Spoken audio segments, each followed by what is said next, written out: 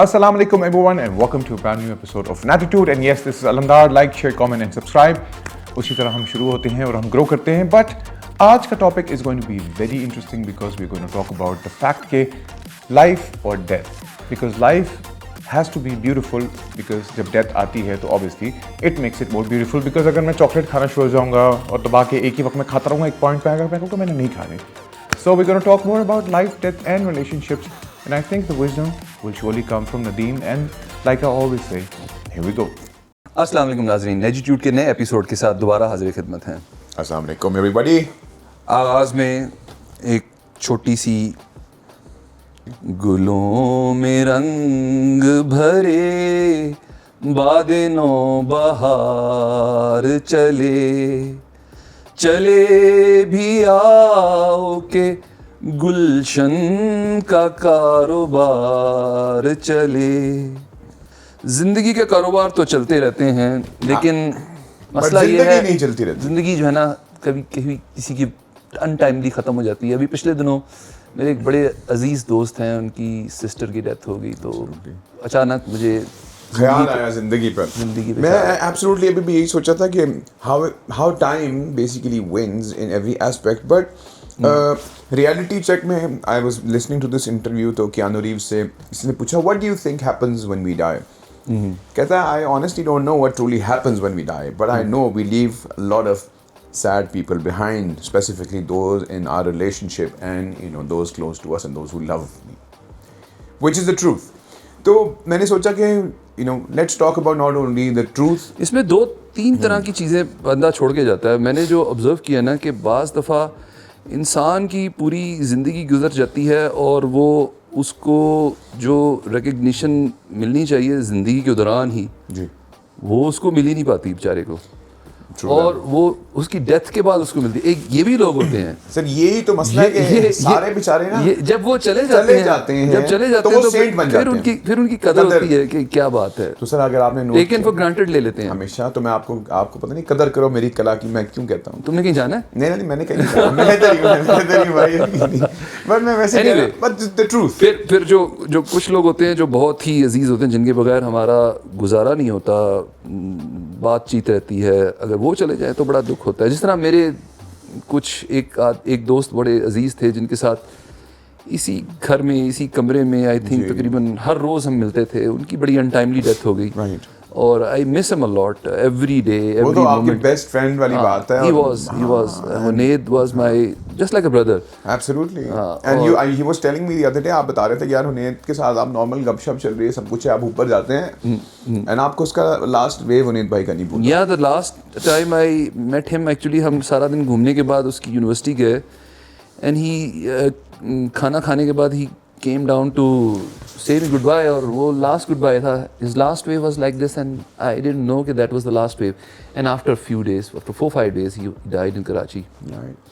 It is that sad state of affair, but बात ये कि सर I think आपने in terms of the love that you had for him, I'm sure आप लोगों ने तो शेयर तो किया. Likewise, vice versa. उसकी तरफ से भी था बहुत. He was a very caring person और not only with me, I think most of the people, सबके साथ वो ऐसे ही था.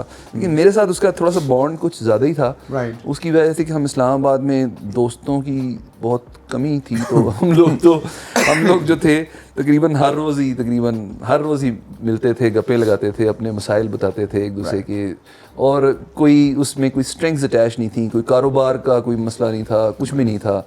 सिर्फ दोस्ती थी और अपने individual issues and aspects and ups and downs and everything. और वो उसका जाना मेरे लिए बहुत बड़ा लॉस था. है आहिस्ता आहिस्ता को भूल गया. इसी तरह फिर बहन भाई होते हैं. अब जिस तरह अभी जिसका मैंने जिक्र किया एक और दोस्त हैं, उनकी सिस्टर की डेथ हो गई. सिबलिंग्स जो होते हैं वो उनके साथ सारी ज़िंदगी बंदा गुजारता है. अगर वो भी अगर चले जाए तो वो भी दुख जो है ना बड़ा मुश्किल है उसको भूलना.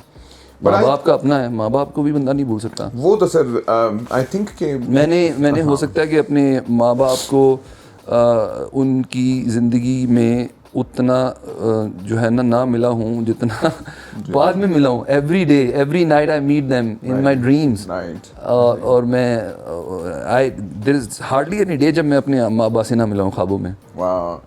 But I think चले I'm sure कि they would be proud of you for what you've done and how you've been, and I think वो कहते हैं ना, all good things in life come to an end, and that's the true thing why it makes it more beautiful. I know हम लोग death is, अगर हम fear की बात करें तो because a lot of people create that because of the fear of the unknown. अगर हम death की बात करते हैं, but right like you said, because अगर आपकी मेरी लड़ाई हो जाए, हम लोग नहीं तो हम 10 साल बाद मिल लेंगे, चलो दोस्ती हो जाएगी. लेकिन अगर एक बंदा चला जाता है which is like a permanent thing और आपका बड़ा अजीज है, which life goes on, but फिर eventually वो एक वैक्यूम जो है ना क्रिएट हो जाता है. The void is created. Will always remain. वो void हमेशा रहता है, और उसको कोई भी अगर बहुत कोई करीबी हो तो उस void को कोई फिल नहीं कर सकता. सर मैं अपनी मदर की अगर बात करूं, it was 17 September 2014, like 5:39 p.m. I still remember when she passed away, and it's been a decade, like और अब तो decade से भी 11th year हो जाएगा, but you know it seems like yesterday for me. But मैंने फिर अपनी माँ की पर्सपेक्टिव पे, ऑफ कोर्स दुनिया की तमाम माँओं के लिए मैंने फिर वो आपको जो म्यूजिक वीडियो भी भेजी, that was a gesture of respect to all the mothers, and not only mothers but to families and the relationships and the bonds that they make, because आपने ये भी नोट किया होगा relationships में mother's का एक बड़ा इम्पोर्टेंट कैरेक्टर है कि वो ऐसे होल्ड करके रखते हैं ना पूरे फैमिली को. बाबा का भी एक अपना कैरेक्टर होता है, वो अपने बच्चों को डिफरेंट एस्पेक्ट से लेके चलता है, and I am sure you are a father yourself and you would definitely no.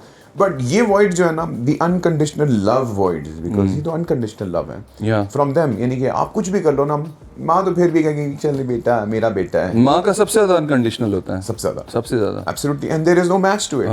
तो इवन बाप की भी कोई कहीं ना कहीं ऊपर नीचे होता है, बड़ा होके जो है ना मेरी हेल्प करेगा, ये है. माँ को ये भी नहीं होता. माँ कहती है फिर भी मैं ही करती हूँ, so which is the truth, but I think it is very difficult to fill in the void.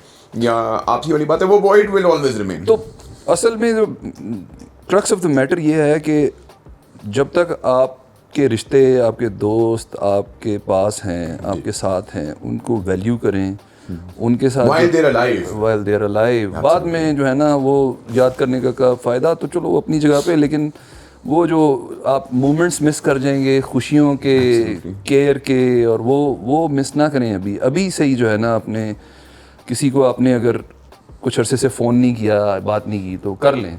Because you never know. You never know. It's going to be microseconds. मैं अक्सर मैंने सर ये टैटू कराया था. So this is in Latin. तो ये कहता है carpe diem.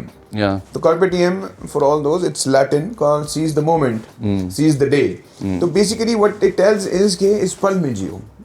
इस पल में जीते हुए अगर आपको किसी से लड़ाई है, आप उसी वक्त फोन उठाओ यार, बात कर लो. कल को ऐसा ना वो चला जाए किसी छोटी सी बात पे, एंड आप सारी अगर लड़ाई ना भी हो अब हमारी if you love somebody तो ईगो ना लाओ. वो इतना बिजी लाइफ हो गई है सबकी कि वो लोगों को टेकन फॉर ग्रांटेड लेते हैं. यार वो तो चलो भाई है खैर है, वो बहन है खैर है, वो मसला ही नहीं है. लेकिन they also need some words of छोटे से अल्फाज, एक एहसास कि जनाब कोई है जो कि मेरी बात सुन लेता है या कर लेता है. वो बड़ी बात होती है. आप जो है वो अगर अपनी ज़िंदगी से चंद लम्हात जो है रोज़ाना ना निकाल सकें तो बड़े अफसोस की बात है. चंद लम्हात में मुझे एक और चीज़ भी याद है कि आपने कहा कि लोग अचानक से जिससे चले आते हैं फ्लिप, और हम लोग जो है ना प्यार एक्सप्रेस करने में भी अना ले आते हैं. वो बिल्कुल इसमें देयर इज़ नो शेम कि अगर जो है आपसे कोई बंदा नाराज़ है और तो आप ये देखें कि वो नाराज़ क्यों है.